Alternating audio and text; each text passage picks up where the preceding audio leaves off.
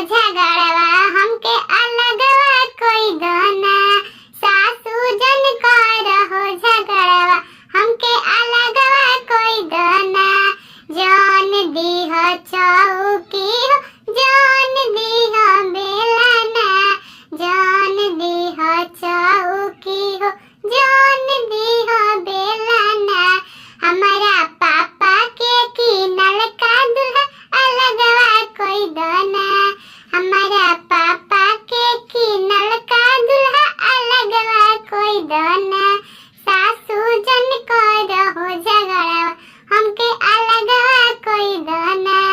सासू जन करहो झगड़वा हमके अलगवा कोई दोना। जान दीह तो सकहो जान दीह तकिया। जान दीह तो सकहो